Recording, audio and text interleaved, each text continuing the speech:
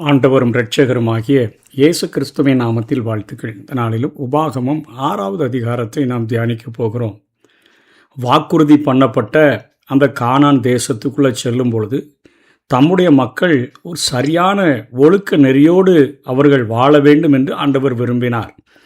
அந்த நாட்டை அவர்கள் மகிழ்ந்து அனுபவிக்க வேண்டுமானால், சந்தோஷமாக இருக்கணும்னா அவர்கள் கீழ்ப்படிதல் உள்ள மக்களாக இருக்க வேண்டும் என்று ஆண்டவர் விரும்பினார். ஆகவே கானான் நாட்டின் வாழ்க்கைக்கு தகுதியாகும்படி மோசே அவர்களுக்கு நடைமுறையான அறிவுரைகளை வழங்கி கொண்டிருக்கிறதைத்தான் நாம் கற்றுக்கொண்டு வருகிறோம். தேவன் ஒருவரே மெய்யான தேவன் என்றும் உண்மைக்கு சாட்சிகளாக இஸ்ரவேலர்கள் விளங்க வேண்டும் என்று 3வது 4வது வசனத்திலே மோசே கற்றுக் கொடுக்கிறார். நேற்றைய தினத்தில் முதல் 2 வசனங்களிலே கர்த்தருக்கு பயப்படுதல் அப்படின்னா என்ன அப்படிங்கிற காரியத்தை கற்றுக்கொண்டோம். அவர்கள் அவரிடத்திலும் ஆண்டவருடைய அந்த சொற்களிடத்திலும் அவர்கள் ஒரு ஒப்புயர்வற்ற வகையில் அவர்கள் அன்பு கூறுகிறவர்களாக இருக்க வேண்டும் என்று 5வது வசனம் 6ஆம் வசனம் சொல்லுகிறது. அவர்களுடைய பிள்ளைகளுக்கும் கர்த்தருடைய கட்டளைகளை கருத்தாய் போதிக்க வேண்டும். அவை அவர்களுடைய வாழ்வில் ஒவ்வொரு பகுதிகளையும் அது வழிநடத்த முடியும் என்று சொல்லி இங்கே மோசே அவர்களுக்கு கானான் நாட்டுக்குள்ளே பிரவேசிக்கிற பொழுது அவர்கள் ஒழுக்க நெறிகளோடு கூட உடைய வாழ்க்கையை அவர்கள் வாழ வேண்டும் என்று கற்றுக் கொடுக்கிறார். விசுவாசத்தை கற்பிப்பது மட்டுமின்றி இம்மைக்குரிய பாடங்கள் என்று கருதப்படுகின்றவற்றை கற்பிப்பதற்காகவும் பல கிறிஸ்தவ பெற்றோர்கள் இந்த பகுதியை தாங்கள் பெற்ற உத்தரவாதமாக கருதி இன்றைக்கும் பிள்ளைகளை வளர்க்கிற பெற்றோர்கள் உண்டு. கிறிஸ்து இந்த புவியில் வாழ்ந்த காலத்தில் நியாயப்பிரமாணத்தினுடைய ஒரு பகுதியை தங்களுடைய கைகளில் அல்லது கண்களின் நடுவே தொங்க விடுவதை யூதர்கள் வழக்கமாக அவர்கள் கொண்டிருந்தார்கள். அதான் வசனம் 8 நம்ம பார்க்கிறோம். ஆனால் கர்த்தரோ நியாய பிரமாணமானது அவர்களுடைய செயல்களையும், அதாவது கை செய்கிற கிரியைகளையும் விருப்பங்களையும் கண்கள் காண்கிற அந்த காரியங்களையும் கட்டுப்படுத்த வேண்டும் என்று ஆண்டவர் விரும்பினார் என்பதுதான் இதற்கான மறைமுகமான ஒரு காரியம். கைகளில் கெட்டிட்டு அலைகிறதுலையோ, நேற்று 2 கண்களுக்கு இடையில தொங்க விடுகிறதில்லையோ பெரிய காரியம் அல்ல. நம்முடைய செய்கைகள் ஆண்டவருக்கு விருப்பம் உள்ளவைகளாக இருக்க வேண்டும். நம்முடைய பார்வைகள் ஆண்டவருக்கு விருப்பம் உள்ளவைகளாக இருக்க வேண்டும் என்று இங்கே மோசே கற்றுக் கொடுக்கிறதை பார்க்கிறோம்.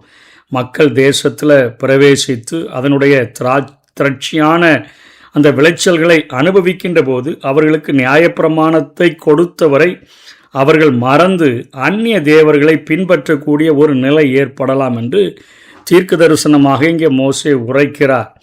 நியாயப்பிரமாணத்துக்கு கீழ்ப்படிவதை காட்டிலும் தேவனிடத்தில் அன்பு கூறுவதே அவர்களுக்கு ஒரு மிகவும் சிறந்த ஒரு காரியம் என்று கூறுகிறார். உணர்ச்சி வசப்பட்டு நாங்கள் உடனே எல்லாத்தையும் கீழ்ப்படிச்சிருவோம் செஞ்சிருவோன்னு சொல்லிட்டு ஒரு சில நாட்கள் கீழ்ப்படிந்து விட்டு மீண்டும் கீழ்ப்படியாமல் போகிறதற்கு காரணம் என்ன?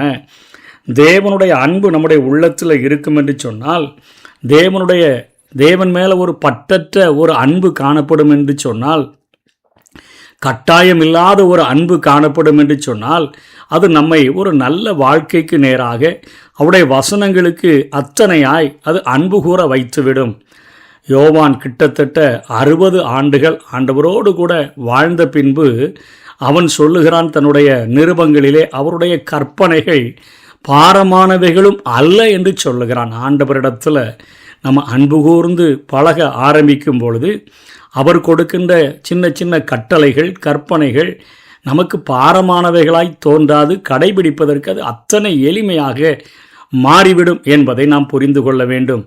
தேவாலயத்தினுடைய உப்பரிகையிலிருந்து தாழ குதிக்கும்படி சாத்தான் ஆண்டவராகிய இயேசு கிறிஸ்துவுக்கு அந்த வனாந்தரத்தில் சொன்னபோது இந்த உபாகமம் 6:16 தான் ஆண்டவர் சொல்லுகிறார். தேவனாகிய கர்த்தரை பரீட்சை பாராது இருப்பாயாக. மாசாவில் அவர்களுக்கு குடிப்பதற்கு தண்ணீர் இல்லாமல் இருந்தது. அப்பொழுது யெகோவா தங்களோடு இல்லை என்று கூறி அவர்கள் கேள்வி எழுப்புகிறார்கள். தேவன் அக்கறை செலுத்துவாரா, நன்மை செய்வாரா என்கிற சந்தேகம் நமக்குள்ள வருது அப்படின்னு சொன்னால் அது அவரை பரீட்சை பார்ப்பதற்கு சமமாக இருக்கிறது. யாத்திராகமம் 17 நடந்த சம்பவத்தை இங்கே மோசே நினைவுபடுத்தி அவர் சொல்லுகிறார். தேவனுக்கு கீழ்ப்படிதல் தான் உங்களுக்கு பகைஞர்கள் மேலே வெற்றியை கொண்டு வரும். அன்பு கூர்ந்தா நீங்கள் கீழ்ப்படிஞ்சால் நல்லாயிருக்கும். 17-19 வரையிலும் பார்க்கிறோம். எதிர்கால தலைமுறையினர் நன்றாயிருக்கும் பொருட்டு அவர்களுடைய முன்னோர் எப்படி எகிப்திலிருந்து மீட்பு பெற்று வந்தார்கள், அவர்களுக்கு எப்படி நியாயப்பிரமாணம் தரப்பட்டது, அவர்கள் எத்தனையாய் எல்லா கட்டளைகளையும் செய்கிறதற்கு எவ்வளவு சாவதானமாக இருந்தால் என்றால் கருத்தாய் இருந்தால் என்று சொல்லப்படுகிறது. இப்படி அவர்கள் பெற்றோர்களும் கடைபிடித்து பிள்ளைகளுக்கும் அவர்களை போதித்து நடத்த வேண்டும் என்று சொல்லி இங்கே மோசே கட்டளை கொடுக்கிறதை பார்க்கிறோம். இந்த அதிகாரத்தில் நாம் தெளிவாக தெரிந்து கொள்ள வேண்டிய காரியம் என்ன? உத்தமமாய் நடந்தால் என்கிற காரியத்தை நாம் புரிந்து கொள்ள வேண்டும். 10வது வசனம், 11வது வசனம், 19வது வசனத்தை நாம் தனியாக எடுத்து பார்க்கிற போது, உன் தேவனாகிய கர்த்தர் உனக்கு கொடுப்பேன் என்று ஆபிரகாம், ஈசாக்கு, யாக்கோபு என்பவர்களாகிய உன் பிதாக்களுக்கு ஆணையிட்டு கொடுத்த தேசத்தில் உன்னை பிரவேசிக்க பண்ணும்போதும் நீ கட்டாத வசதியான பெரிய பட்டணங்களை, எவ்வளோ பெரிய, அதாவது மற்றவர்களை வைத்து ஆண்டவர் வேலை செஞ்சு உன் பிதாக்கள் ஆபிரகாம், ஈசாக்கு, யாக்கோபு என்பவர்களுக்கெல்லாம் சொன்ன அந்த வாக்குத்தத்த பூமியை, நீ கட்டாத பெரிய பட்டணங்களை, நீ நிரப்பாத சகல நல்ல வஸ்துக்களாலும் நிரம்பிய வீடுகளையும், நீ வெட்டாமல் வெட்டப்பட்டிருக்கிற துறவுகளையும், நீ நடாத திராட்சை தோட்டங்களையும் ஒலிவத்தோப்புகளையும் அவர் உனக்கு கொடுப்பதினால் நீ சாப்பிட்டு திருப்தியாகும் போது அப்படின்னு சொல்கிறாரு. அதாவது 10வது வசனம் 11வது வசனத்தில் இதை சொல்லிட்டு 19 சொல்கிறார், கர்த்தர் தாம் சொன்னபடி உன் சத்துருக்களை எல்லாம் உன் முகத்திற்கு முன்பாக துரத்தி விடுகிறதற்கும் நீ கர்த்தருடைய பார்வைக்கு செம்மையும் நன்மையுமாய் இருக்கிறதை செய்வாயாக, அதாவது உத்தமமாய் நடப்பாயாக என்று கற்றுக் கொடுக்கிறார். உனக்கு கட்டாத ஒரு பட்டணத்தை தருகிறார். உனக்கு நீ நிரப்பாத எல்லா வசதிகளும் நிரம்பின வீடுகளை தருவேன்னு சொல்கிறாரு. நீ வெட்டாமல் உனக்கு தண்ணீருக்கு துறவுகள் அவங்க என்னோட உத்தர வச்சு நான் வெட்டி வச்சிருக்கிறேன்னு சொல்கிறாரு. நீ ஒன்றையும் நடலை, ஆனால் திராட்சை தோட்டங்களெல்லாம் உன்னுடைய சத்துருக்கள் போட்டு வச்சுருக்கிறாங்க, ஒலிவ தோப்புகளை உண்டாக்கி வச்சுருக்கிறாங்க. நீ இவைகளை சாப்பிட்டு திருப்தி ஆகிறதுக்கு மட்டும்தான் உன்னை உள்ளே கொண்டு போகிறேன். ஆனால் நீ செய்ய வேண்டிய காரியம் என்னப்பா? நீ செம்மையாய் நன்மையுமாய் இருக்கிறதை செய், செம்மையான வழியில் நடன்னு சொல்லி இங்கே மோசே போதிக்கிறதை பார்க்கிறோம். ஏன் உத்தமமாய் நடக்க சொல்லுகிறார்னா, தேவன் சிருஷ்டிப்பவரும் அவர் பராமரிக்கிறவருமாய் இருக்கிறார். அவர் அனைத்தையும் ஆளக்கூடியவர் என்று சொல்லி சங்கீதம் நம்ம 103 19வது வசனத்தில் நம்ம பார்க்கிறோம். சங்கீதக்காரன் ஆண்டவருடைய ஆளுகை குறித்து எழுதுகிற பொழுது சங்கீதம் 103 அவர் 19வது அதிகாரத்தில் இந்த காரியத்தை சொல்லுகிறதை பார்க்கிறோம். கர்த்தர் வானங்களில் தமது சிங்காசனத்தை ஸ்தாபித்திருக்கிறார், அவருடைய ராஜரீகம் சர்வத்தையும் ஆளுகிறது. அவர்தான் சிருஷ்டிக்கிறவர், அவர்தான் ஆளுகை செய்கிறவர், அவர்தான் பராமரிக்கிறவர். அவர் எதையும் சார்ந்து இருக்க வேண்டியதில்லை. ஆனால் அனைத்து சிருஷ்டிகளும் அவரை சார்ந்தே தான் இருக்கணும்னு சொல்லி அவர் அங்கே சொல்லிக் கொடுக்கிறதை பார்க்கிறோம். அதை அப்போஸ்தலர் 17வது அதிகாரம் 28வது வசனத்தில் பார்க்கும்போது, அவருக்குள்ளே நம்ம அசைகிறோம், அவருக்குள்ளே பிழைக்கிறோம், அவருக்குள்ளே தான் நம்ம எல்லா காரியங்களையும் செய்கிறோம்னு சொல்லி வேதம் நம்மை, ஆண்டவர் நமக்கு சர்வ வல்லமை உள்ள தேவன், அவர் நம்மை ஆளுகிற தேவன் என்பதை நமக்கு காட்டி கொடுக்கிறது. அதே போல் கொலோசியர் 1வது அதிகாரம் 17வது வசனத்தில் அவர் எல்லாவற்றிற்கும் முந்தினவர், எல்லாம் அவருக்குள் நிலை நிற்கிறது என்று பார்க்கிறோம். ஆகவே சிருஷ்டியின் மேலே அக்கறை உடைய ஒரு தேவனப்பா அவர். அதனால் உங்களை ஆசையாக உங்கள் பிதாக்களுக்கு வாக்கு கொடுத்த தேசத்தில் உங்களை அருமையாக கொண்டு வந்து நடத்தி வச்சிருக்கிறார. நீ செய்ய வேண்டிய காரியம் என்ன? அவருக்கு கீழ்ப்படிந்து அவருடைய கட்டளைகளை கைக்கோள், வேறு எதை உன்ட்ட ஆண்டவர் எதிர்பார்க்கிறார் என்று தான் இங்கே மோசே சொல்லுகிறார். அவர் அனைத்தையும் கட்டுப்படுத்துகிறவர், சூரியனை கட்டுப்படுத்துகிறார். மத்தேயு 5:45 பார்க்கிறோம். நல்லோர் மேலும் தீயோர் மேலேயும் சூரியனை உதிக்க பண்ணுகிற ஒரு ஆண்டவர் என்று சொல்லி நாம் அவரை குறித்து பார்க்கிறோம். அவர் நல்லவங்க கெட்டவங்கன்னு பார்த்துட்டு அந்த காரியங்களை சூரியனை அவர் உதிக்க செய்கிறதில்ல. 2 பேர் வேலையும் அவர் சூரியனை உதிக்க செய்கிற ஆண்டவர் என்று சொல்லி பார்க்கிறோம். அதே போல் காற்றையும் அவர் ஆளக்கூடியவராக இருக்கிறார். சங்கீதம் 147:18 பார்க்கும் பொழுது, அவர் தமது வார்த்தையை அனுப்பி அவைகளை உருக பண்ணுகிறார், தமது காற்றை வீசும்படி செய்ய தண்ணீர்கள் ஓடும். தண்ணி ஓடணும்னா அவர் தான் காற்றை வீசச் செய்கிறார் என்று சொல்லி பார்க்கிறோம். அதே போல் இடியை அவருடைய கண்ட்ரோலுக்குள்ளே வைத்திருக்கிறார் என்கிறத 1 சாமுவேல் 7வது அதிகாரம் 10வது வசனத்தில் நம்ம பார்க்க முடியும்.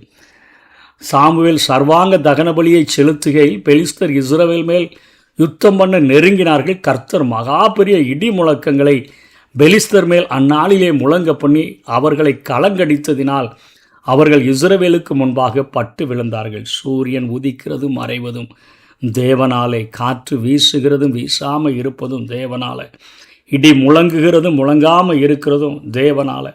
அதே போல் மின்னலை குறித்து சொல்லும் பொழுது யோபு 38வது அதிகாரத்தில் அவர் சொல்லுகிறார், 27ஆம் வசனம் மற்றும் 35ஆம் வசனம், எல்லாவற்றையும் ஆண்டவர் கட்டுப்படுத்தி ஆளக்கூடியவராயிருக்கிறார்.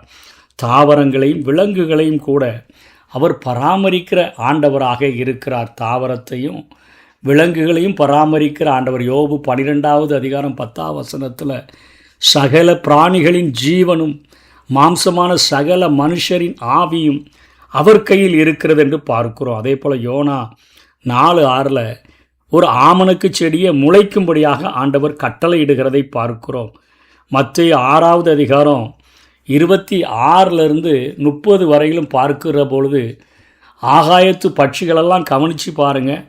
விதைக்கிறதில்ல, அறுக்கிறதில்ல, சேர்க்கிறதில்ல, அவைகளை பரமபிதா பிழை பூட்டுகிறார். காட்டு புஷ்பங்களெல்லாம் எப்படி உடுத்து வைக்கிறார், சாலமோன் கூட அப்படி உடுத்துறது இல்லையான்னு சொல்லி தாவரங்களையும் விலங்குகளையும் பராமரிக்கிற ஆண்டவரை வேதம் நமக்கு அடையாளம் காட்டி கொடுக்கிறது. சூரியனை, காற்றை, இடிய, மின்னலை அனைத்தையும் கட்டுப்படுத்துகிற ஆண்டவர். தாவரங்களையும் விலங்குகளையும் அவர் பராமரிக்கிறவராக இருக்கிறார். அரசாட்சிகளின் மேல் அவரது கட்டுப்பாடு இருக்கிறது என்பதை சங்கீதத்தில் நம்ம 22வது அதிகாரம் 28வது வசனத்தில் நம்ம பார்க்க முடியும்.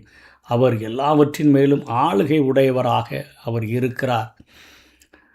ராஜ்யம் கர்த்தருடையது, அவர் ஜாதிகளை ஆளுகிறார் என்று பார்க்கிறோம். ஒரு மனித வாழ்வின் அனைத்து கட்டங்களிலும் அவர் பராமரிக்கக்கூடியவராக இருக்கிறார் என்பதை சங்கீதம் 139:16 நம்ம பார்க்கிறோம். எல்லாவற்றையும் அவர் பராமரிக்கிற, மனித வாழ்விலே அவர் எல்லாவற்றையும் பார்க்கிற, பராமரிக்கிற ஒரு ஆண்டவராக இருக்கிறார் என்பதை சங்கீதம் 139:16 என் கருவை உம்முடைய கண்கள் கண்டது, இதுதான் நம்முடைய தோற்றமே, என் அவயவங்களில் ஒன்றாகிலும் இல்லாத போதே அவைகள் அனைத்தும் அவைகள் உருவேற்படும் நாட்களும் உமது புஸ்தகத்தில் எழுதியிருந்தது என்று இங்கே சங்கீதக்காரன் சொல்லுகிறதை பார்க்கிறோம். மக்களினுடைய தேவைகளையும் அவர் செயல்படுகிறார். 1 பேதுரு 5:7 அவர் உங்களை விசாரிக்கிறவர் ஆனபடியால் உங்கள் கவலைகளை எல்லாம் அவர் மேலே வைத்து விடுங்கள். சங்கீதம் 5:12, 63:8, பிலிப்பியர் 4:19 கிறிஸ்து இயேசுவுக்குள்ள நம்முடைய குறைவுகளை எல்லாம் நிறைவாக்குகிற ஆண்டவர் என்று பார்க்கிறோம். நம்முடைய தேவைகளில் செயல்படுகிற ஒரு ஆண்டவர். பருவங்களிலும் காலங்களிலும் வருடங்களிலும் கூட அவர் செயல்படுகிற ஆண்டவர் என்பதை அப்போஸ்தலர் நடபடிகளில் நம்ம பார்க்கிறோம். 14வது அதிகாரம் 17வது வசனத்தை நம்ம பார்க்கிற பொழுது எல்லா விதமான பருவ காலங்களிலும் அவர் செயல்படுகிறார் என்பதை, அவர் நன்மை செய்து வந்து வானத்திலிருந்து மலைகளையும் செழிப்புள்ள காலங்களையும் நமக்கு தந்து ஆகாரத்தினாலும் சந்தோஷத்தினாலும் நம்முடைய இருதயங்களை நிரப்பி இவ்விதமாய் அவர் தம்மை குறித்து சாட்சி விளங்க பண்ணாதிருந்ததில்லை என்றார்கள். ஆகவே இஸ்ரவேலின் மக்கள் வாழ்வில் ஆண்டவர் எப்படி செயல்பட்டாரோ அதே போலதான் இன்றைக்கு நம்முடைய வாழ்க்கையிலும் அவர் கிரியை செய்ய வல்லவராக இருக்கிறார்.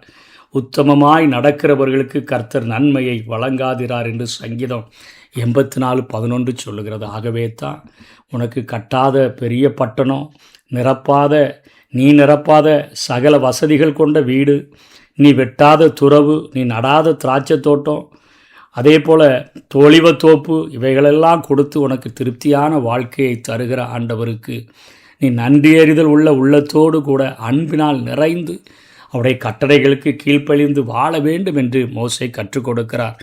அது நீ மட்டும் வாழ்ந்தால் போதாது, தலைமுறைகளுக்கும் அந்த விசுவாசம் தாவணும்னு சொல்லி தான் 20வது வசனத்திலிருந்து 25வது வசனம் வரையிலும் சொல்கிறார். நாளைக்கு உன் புத்திரன் நம்முடைய தேவனாகிய கர்த்தர் உங்களுக்கு கட்டளையிட்ட இந்த சாட்சிகளும் கட்டளைகளும் நியாயங்களும் என்ன என்று உன்னிடத்தில் கேட்டால், நீ உன் புத்திரனை நோக்கி அவனுடைய ஆரம்பத்தை சொல்லுப்பா. எகிப்தில் பார்வோனுக்கு அடிமையாக கிடந்தோம், பலத்த கையினால் ஆண்டவர் எங்களை புறப்பட பண்ணினார். எங்கள் கண்களுக்கு முன்பாக எகிப்தியர் மேலே, பார்வோன் மேலே, அவன் குடும்பத்தின் மேலே கொடிதான பெரிய அடையாளங்களை, அற்புதங்களெல்லாம் விளங்க பண்ணி பிதாக்களுக்கு ஆணையிட்டு கொடுத்த தேசத்துக்கு எங்களை அழைத்து கொண்டு போய் அதை நமக்கு கொடுக்கும்படி எங்களை அந்த எகிப்து தேசத்திலிருந்து புறப்பட்டு வர பண்ணினார். இந்த காரியத்தை நீ உன்னுடைய பிள்ளைகளுக்கு சொல்லி கொடுக்கணும் அப்படின்னு சொல்கிறார். வாழ்க்கைக்கான அடிப்படை மனப்பக்குவம் எங்கே உருவாகுதுன்னு சொன்னால் நம்முடைய குடும்பங்களில் தான் அது உருவாக்கப்படுகிறது. பிள்ளைகளுக்கு வாழ்க்கைக்கான ஒரு அடிப்படை மனப்பக்குவம் உருவாக்கப்படுகிறது நம்முடைய குடும்பங்களில். குடும்பத்தில் பெற்றோரின் நடக்கையும் போதனையும் இதில் முக்கிய பங்கை வகிக்கக்கூடியதாக இருக்குது. நம்ம எப்படி நடக்கிறோம், எதை பேசுகிறோம், எதை போதிக்கிறோம், இதை பிள்ளைகள் ரொம்ப உற்று பார்க்குறாங்க. அவர்களது நடக்கையின் மேன்மையை உணரும் பிள்ளைகள் இதை ஏன் கடைபிடிக்கிறீர்கள் என நம்மகிட்ட கேள்வி கேட்பாங்க.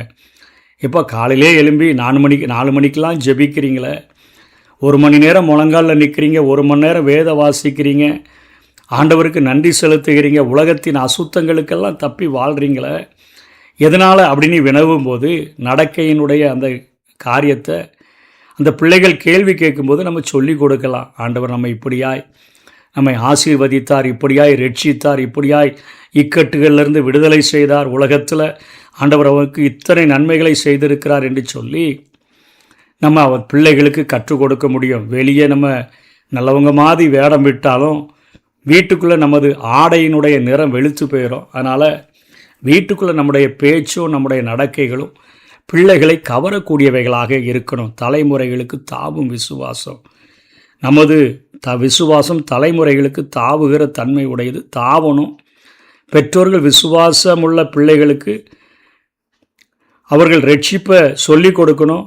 பிள்ளைகள் பெற்றோரிடம் கற்று விசுவாசித்து ரட்சிப்பை அடைய முடியும்.